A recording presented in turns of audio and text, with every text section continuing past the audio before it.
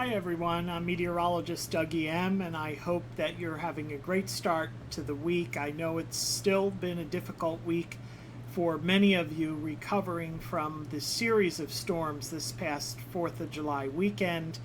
And of course, there was a lot of damage and a lot of power outages, and still, as of this late Tuesday night going into July 8th, there are approximately 10,000 utility customers between JCP&L and PSE&G, with the majority JCP&L, over 9,000, that still don't have electricity. So I know this has been a very tough situation, and the good news is that it hasn't been really hot like it was last week.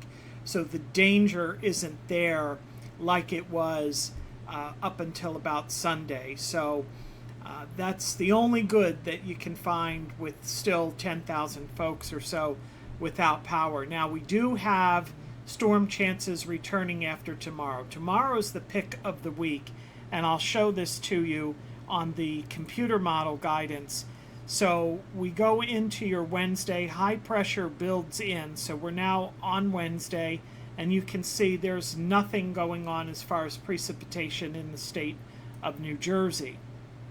However, that high pressure is weak, and it's going to be short-lived. By the time we get into Thursday, the humidity is going to increase quite a bit, and by afternoon and evening, particularly around the dinner hour, it looks like a system is going to move through with showers and thunderstorms. Some of these storms could be quite heavy, and there could also be, once again, some damaging winds. I don't think this is going to be as potent or as bad as the last few events, but there could be some flash flood and severe weather episodes with this system.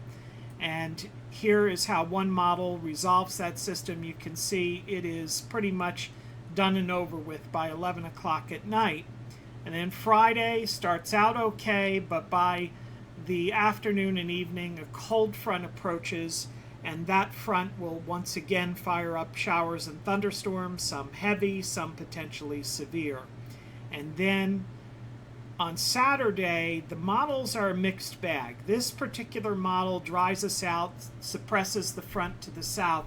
However, another model, which is the European model, and I'll show that to you, does linger a few showers and thunderstorms on Saturday, especially south of Philadelphia. So Atlantic City, Cape May, anywhere close to Delaware, there could be a shower or a thunderstorm lingering on Saturday afternoon. The heaviest activity will probably be by that point across the Virginia Tidewater region, but we'll continue to watch it. Sometimes these fronts get hung up, they trend a little further north, and then we get some more precipitation out of it than we initially anticipate. So we'll continue to watch it. And the other thing to note here is that on Sunday, a low pressure area may ride along this front. So it's going to be important to determine where exactly this front will get hung up, because within the vicinity of it, there could be some heavy rain. Right now, the latest trends have been to suppress that front and keep Sunday dry and Monday dry, but we'll continue to watch it. So that's where we're at this point with the upcoming storm system. So I will put up your 7-day forecast so that you can see what we're anticipating over the next 7 days. So Wednesday's the pick of the week by far. Thursday, storm chances return. Friday, showers and thunderstorms, particularly in the afternoon and evening. And then Saturday, an isolated thunderstorm, particularly south. And right now, we think that storm chances hold to our south and west for Sunday and Monday. And then another system by midweek could bring a shower or thunderstorm. There's a little disagreement as to the arrival time of that front, whether it'll be on Tuesday p.m. or Wednesday p.m. We'll continue to monitor trends with that. But Wednesday, brief dry spell before Thursday and Friday. Humidity returns with showers and thunderstorms. I'm meteorologist Doug E.M. Have a great night, and we'll talk to you soon.